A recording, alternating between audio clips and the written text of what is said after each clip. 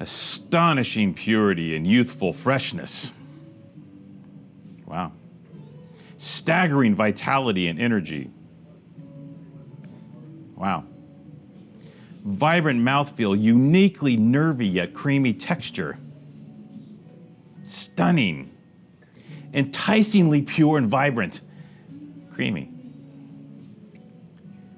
A live wire of energy, radiant, beaming presence. Texturally, it's wonderful and creamy. These are not my words. Well, I said them, but they're not my words. The words of the critics, who have basically anointed this Chardonnay probably the greatest New World Chardonnay on the planet under $100. And it's from Chile. In case you didn't know it, like Chile is banging right now. The coastal regions of Chile, an area that was never really exploited by the Chilean wine industry to any extent for a long period of time, simply because Chile was completely focused on Cabernet as king for 50 years. And then they discovered Carmenere. And they were like, oh, Carmenere is our Malbec, Carmenere. And then like the Carmenere fad kind of ended, and then they were like, the coast. So they planted a bunch of vineyards along the coast, which the coast of Chile is like the coast of California, man. It is a beautiful spot. Beautiful weather, great terroir, wonderful, the sun's shining, it's gorgeous.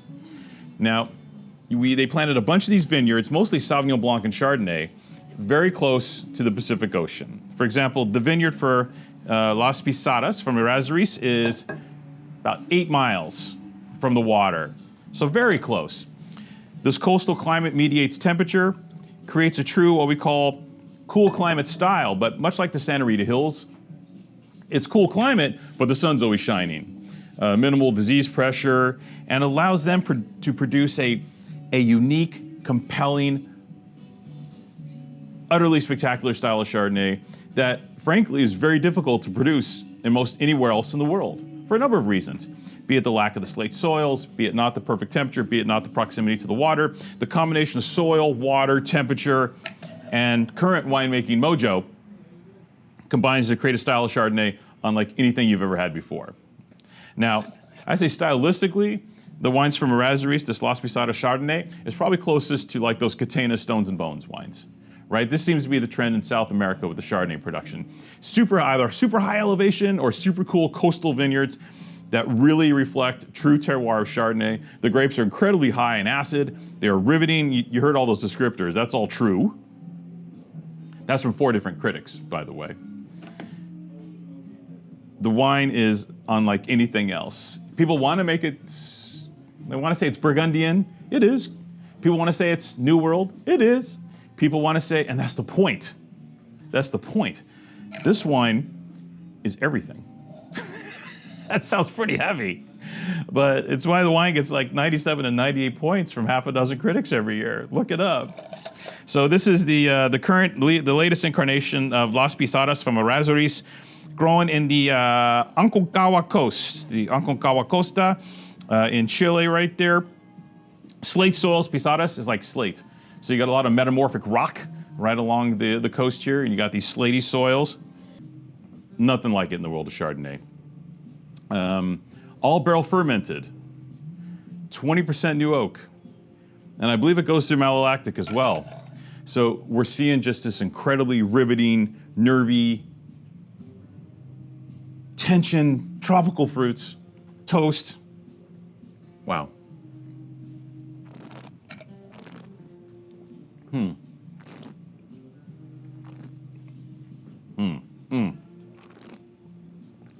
This Chardonnay takes your palate, grabs it, and forces you to go along for this ride.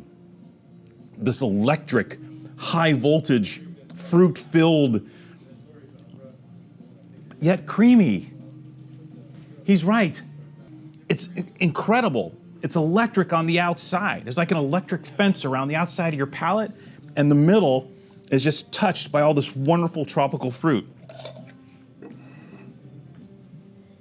Honestly, this is even more impressive than the last bottle we had. We tasted this a few months back when we initially bought the wine, and it was good, but it was even more taut, T-A-U-T, fancy words, more coiled, more, and now the wine is just kind of easing just a touch, but just enough to even deliver more power and richness in the center palate.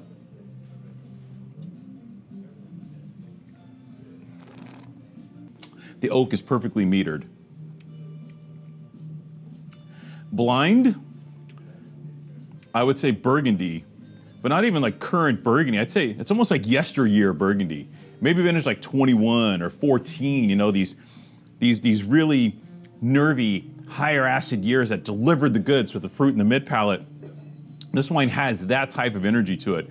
And I'd say very similar to the Stones and Bones type wines from Catena, right? They have a little more of this rosemary, mint oil type thing happening from their soils over in Mendoza, in the high elevation vineyards in Mendoza.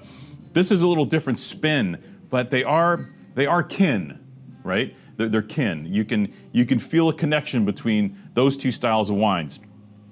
Now, the fun little difference here is Stones and Bones, they're friggin' great. They're amazing. Maybe the greatest New World Chardonnays. But, this guy. The thing is, they're like $130 now, $130 a bottle, something like that. And Pizarras is $80. But when you consider, you get like good California Chardonnay. You can get really good California Chardonnay for $80. You can get only decent village level Burgundy for $80 now, right? Premier Crus are done. They're gone. They're all $1.50. They're all twice the price of this wine. And I'll tell you, this wine easily butts heads with top-notch Premier Cru white Burgundy. Not an issue, not a factor. We taste a shite ton of wine, and I can tell you that this wine easily plays in that camp. And that's why everybody gives it 90 million points. And the people that are giving out these scores are the same ones that do taste Burgundy. They're the ones that do have these experiences with other great New World and Old World Chardonnays. So they're not uninformed palates, if you will. We're talking Venice, we're talking Suckling, we're talking Decanter, we're talking Wine Advocate, we're talking cream of the crop people. And literally every year, look it up, I think this wine's gotten at least 98 points from somebody every year for like the last half decade. I could be off by one, and one of you will do all the research and indicate that on the YouTube comments below. But you get the point. One of the world's greatest Chardonnays in stock now, 6-pack wood boxes, laid out, they look really fancy.